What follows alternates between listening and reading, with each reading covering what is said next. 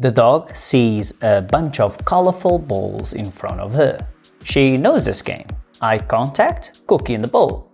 Rinse and repeat. It is Jose here from Train Me Please.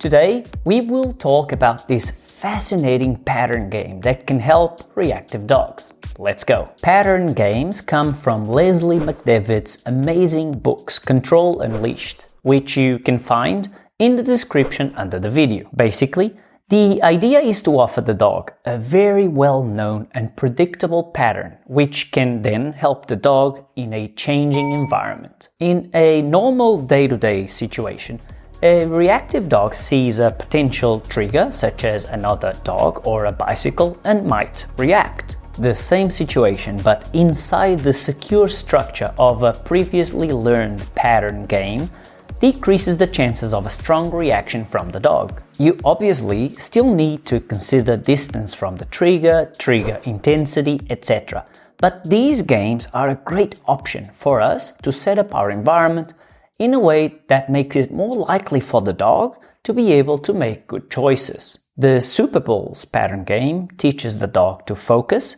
and become more comfortable around things that could excite, bother, or scare them without a big reaction. So, how do we play this? Well, first, we need lots of food balls. I use these colorful ones which are easy to see. Then, basically, all we need to do is wait for the dog to offer eye contact, mark the behavior with a click or yes, and offer a treat in another bowl. Dog gives us eye contact again, we mark and offer another treat in a different bowl. We can go along the pattern that we put on the floor, which is usually a straight line, but it does not have to be. We can play the game in both directions, or if easier for the dog, in a single direction and then come back to the start for a second round. I recommend starting in a low distraction environment and then slowly, one approximation at a time, move this game to more challenging and realistic situations. We can start at home and then move outdoors, but away from potential distractions. If your dog reacts to other dogs,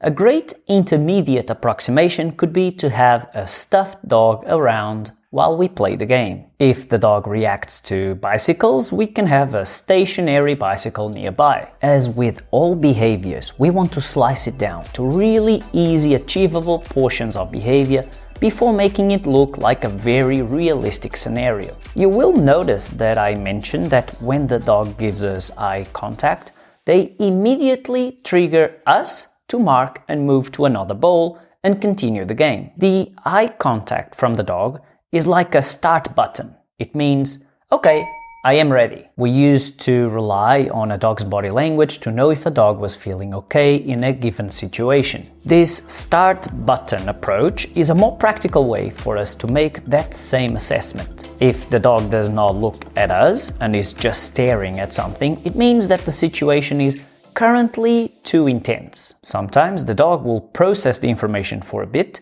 and then look at us and resume the game. Other times, we might have to increase the distance to the trigger or even stop the game. If the dog does not look at us, it means that he is not ready to continue playing the game. The dog has a way to say keep going by looking at us, and a way to say hang on, stop by not looking at us. The Superbowls Pattern Game offers them a counter-conditioning procedure with added choice and control. Can I please ask you to click the like button under the video? Cute photo as a thanks.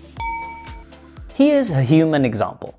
I get a bit nervous and anxious if I need to do a public presentation. However, if I have clear instructions from the organizers, if I have plenty of time to prepare for it, to practice and to appropriately research the topic that I am covering, I get much more comfortable about doing the presentation. Does that make sense? And does that happen to you as well? Back to dogs, and just a quick suggestion here to say that we should increase distance when in the presence of a new stimulus or one that is changing in intensity. For example, when the situation starts to include a person a little bit closer or moving a bit faster, it is probably wise to mark the behavior and reinforce at a bowl that is further from the person at least for the first few reps. If the dog is playing the game super well, after a few repetitions you can go back to moving both towards and away from the trigger. Leave me a comment below with the keyword Superbowls so that I know that you watched this video to the very end. Now, you know what goes really well with this pattern game?